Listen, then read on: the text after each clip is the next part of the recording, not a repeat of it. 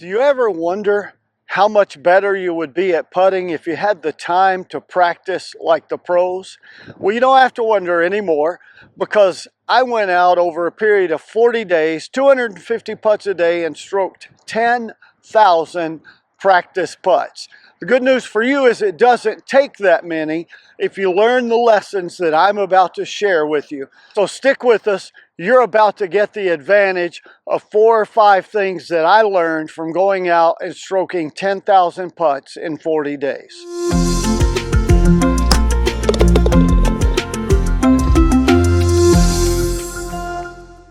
So I wanted to know what it would be like, what I would learn, how much my putting would improve if I went out and made a lot of putts. So I put my putter in the trunk of the car and a bunch of golf balls in the trunk of the car, and I went out every day. Nobody knows I did this, not my friends, not Mr. Cameraman, nobody. It was just out for me. And I went to 5 different golf courses around town as I was driving here and there and doing things, and took 250 putts a day.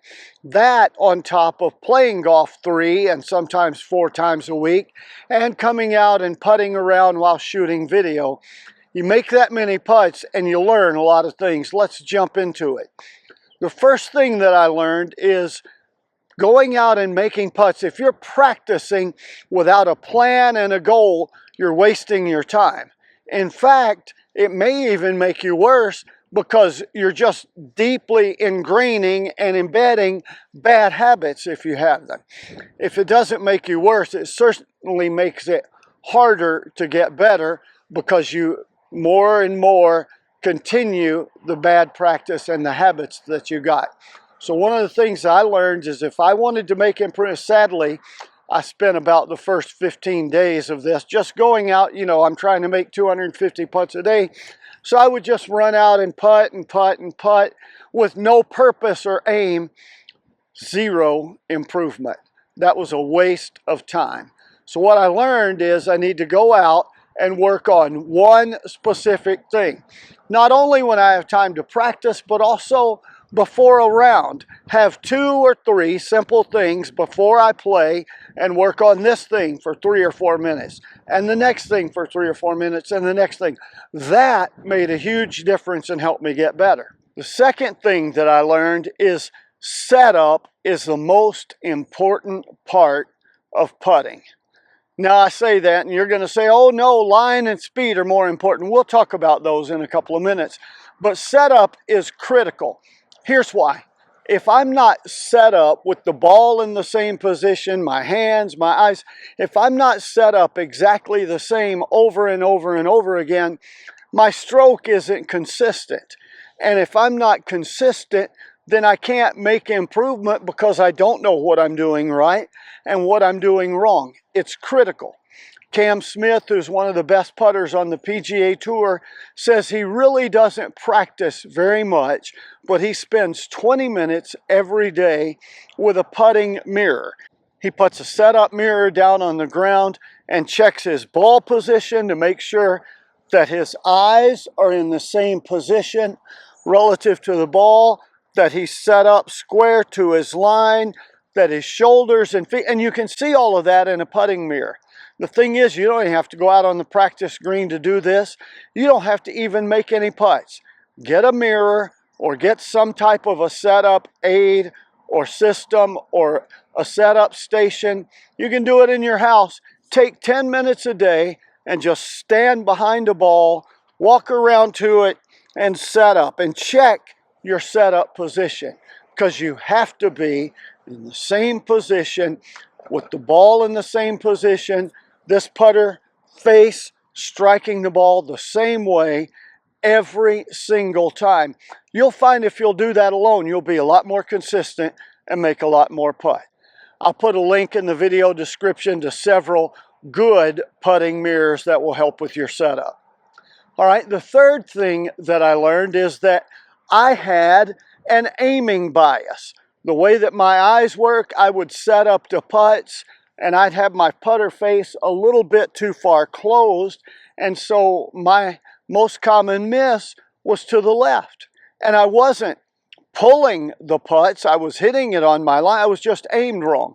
And so I had spent some time working on aiming, started using the line on the ball again, changed my mind about that, did a whole video on aiming and the fact that 93% of all golfers, 93 out of 100, can't, without some help and some practice, set up and aim their putter face where they think they're aiming. So I learned that I had an aiming bias, and then there's something interesting. That aiming bias caused a stroke bias. And what I mean by that is this. Our brains are really good at making our bodies accomplish a task. And that's a good thing, because you wouldn't be able to walk if they could. You don't have to think about walking. Your brain just subconsciously does that. So my task when putting is to roll a ball into the hole. Well, our brains are pretty good at that, and I'm set up, because the way that my eyes work, aiming a little bit left.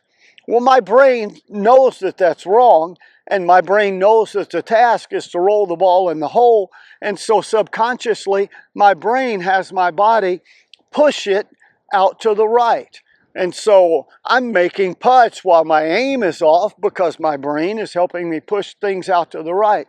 Well, I had a huge problem then and putted really terrible for about a week. When I started aiming correctly, now I had developed a stroke bias because of my aim bias, and I had to stop the push stroke and learn that.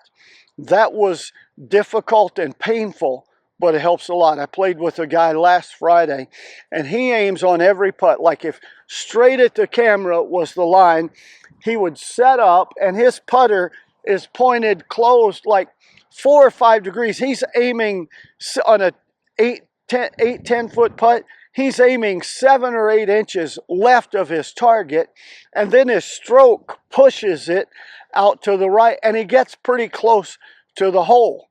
He asked me if I could help him, and I said, it's going to really frustrate you for a couple of weeks, because you aim over here and push the ball over there, and you're going to have to change both the way you aim and your stroke so that you'll be able to aim here and roll it here.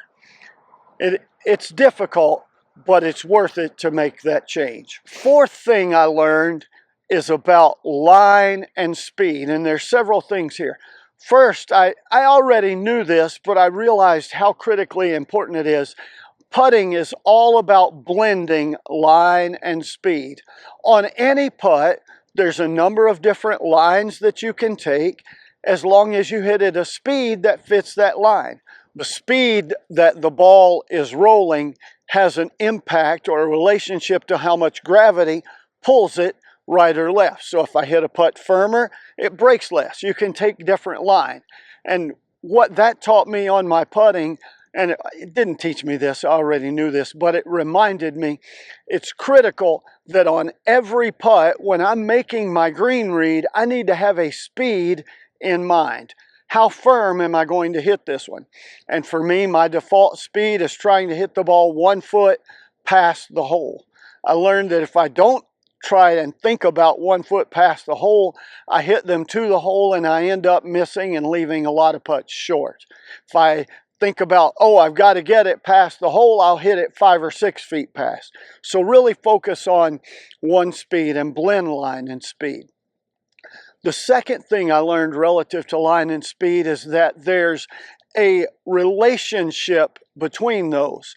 We all think speed is the most important thing, but not necessarily. On short putts, for me, inside of 12, maybe 15 feet, those are short to intermediate putts, but certainly less than that, line is more important. I work on speed enough that I know I can get the speed right from 15 feet or less. For a lot of you guys, maybe it's 8, 10, 12 feet, but in that distance, line is more important.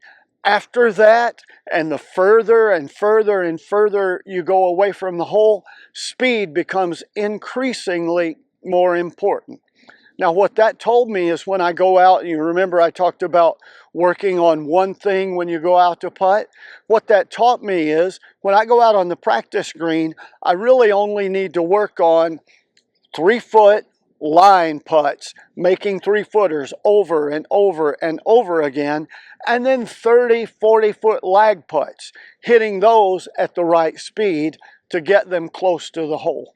The fifth thing, and I didn't learn this, but it was driven home to me very much so when I got serious about working on specific things in my putting, is when you set up to the ball, having an intermediate point just a short distance out in front of your putt, 9 to 12 inches, no more than that. And intermediate points are sometimes hard to find. Maybe it's a little bump in the greens or a blade of grass or an old ball mark, and it doesn't line up where you can go straight at it. You got to go inside it or out of it, whatever. But have an intermediate target and visualize my ball rolling over that. Then I don't have to raise my head and look at it because I've already seen it in my mind's eye before the putt. So let's just say this is my line. There's a little blade of grass that's slightly discolored here. I set up and I can see that blade of grass in my peripheral vision. So once I've got my target set, I see that blade of grass, and all I want to do is roll the ball over that. Notice I didn't raise my head to look and see where that ball went.